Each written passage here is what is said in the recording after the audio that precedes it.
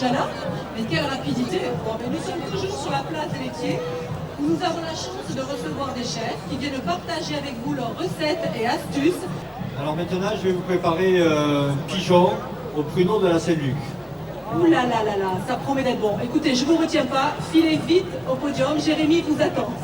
Oui, donc nous sommes une entreprise familiale de la 4e génération. Donc nous sommes situés dans le Fumélois, à côté de Tournon d'Agenais. Merci beaucoup. On vous rejoint. Eh ben, Jérémy, c'est à vous, générique.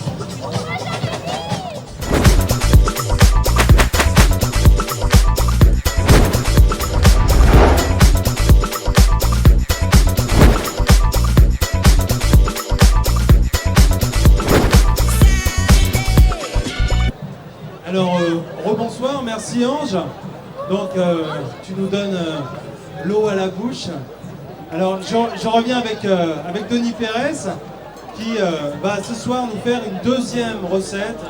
On a vraiment de la chance parce qu'il nous a préparé un dessert et maintenant, il va nous préparer un plat. Je vais préparer un pigeon au pruneau de la Saint-Luc. La recette originale, c'est la palombe. Mais comme la chasse n'est pas ouverte, j'ai pas le droit de cuisiner de palombe ce soir. Pour cette recette, donc, il suffit de se retrouver avec des pigeons.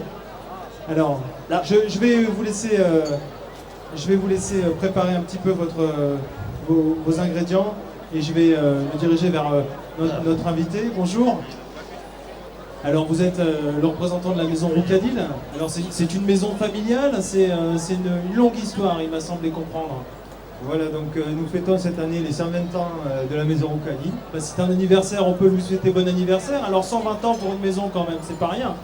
Alors en fait, c'est le grand-père Jean Roudil qui est le fondateur de l'entreprise, qui a eu une quinzaine de brevets à son actif et qui a inventé notamment la machine à dénoyauter le pruneau, les tubes à sécher les prunes et aussi les calibres.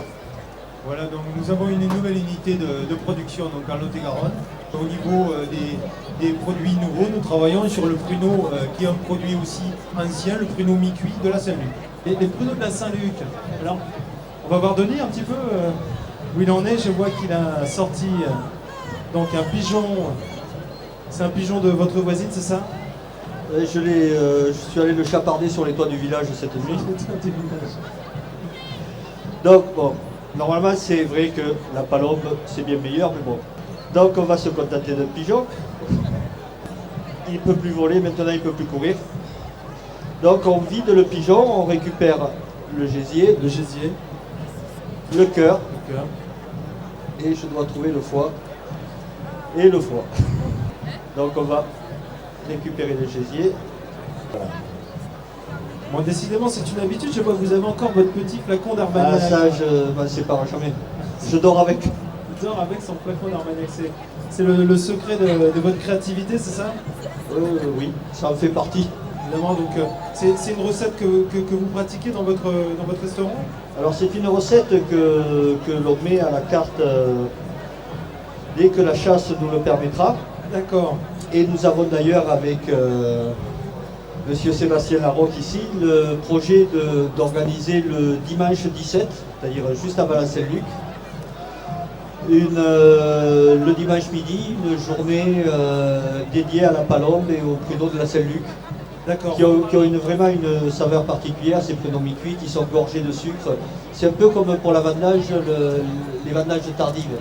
Alors on passe au cœur.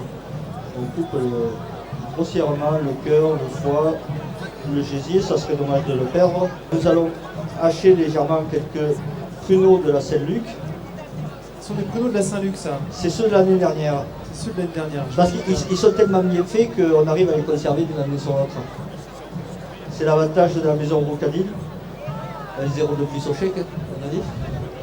Je vais le goûter, mais il ne va pas vous manquer. Non, ça va.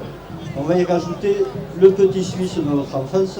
Nous allons mélanger tout ça, sans oublier de le saler. Sel, un petit tour de moulin. 2 tours de moulin à poivre. Voilà.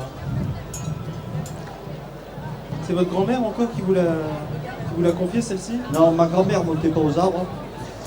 Mais mon grand-père aussi, par contre. On obtient donc cette farce. Cette farce, on va essayer.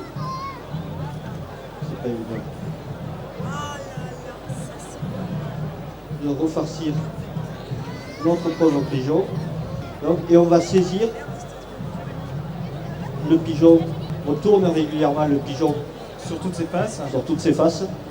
On va déglacer avec de l'armagnac. Rajouter du bouillon de poule, de poulet. D'accord. Donc là, à la maison, un petit cube avec de l'eau fera la... On sale un petit peu, on poivrera, on rectifiera le poivre en le sortant du four. Et là, on met un couvercle et on met au four pendant 2 heures, à four doux. Et les 2 heures étant passées, À quelques secondes. donc Alors. Ah, c'est chaud, ça sort du four. Voici Et voilà. au bout de 2 heures. Donc celles-ci Celles-ci ont été désossées. ont été désossées, donc on se découper très facilement. D'accord. Voilà. Ça se mange très bien avec une petite pomme de terre, une purée de pommes de terre classique, une vraie purée de pommes de terre, dans laquelle on va avoir mis quelques râpés, un petit peu de truffe. Ah voilà, un petit peu de truffe. Vous le serviriez avec quel vin ça? Alors moi j'aime énormément les vins de Côte du Brulois, D'accord. et en particulier le vin noir. Il y a aussi le Buzet, le château de Guise qui va bien. Il faut des vins charpentés, c'est du gibier. Non, bon là c'est du pigeon, mais normalement c'est du gibier, donc il faut quand même des vins qui supportent la comparaison avec la viande de gibier. C'est un fin connaisseur par rapport à l'armagnac et au pruneau, et donc c'est vrai que Denis, pour ça, il sait toujours faire des bons petits repas. On a surtout partagé énormément de troisième mi-temps tous les deux. D'accord. Donc une destination à découvrir. Donc si vous passez à Tournon-d'Agenais, vous pouvez aller donc dans l'hôtel-restaurant les Voyageurs, donc un logis Lot-et-Garonne. Alors vous pouvez applaudir Denis Pérez qui nous a préparé encore une recette surprenante à base de pruneaux. Alors on va déguster ça tous ensemble, et pendant ce temps-là, Ange va nous présenter les prochains chefs qui vont venir cuisiner leur recette.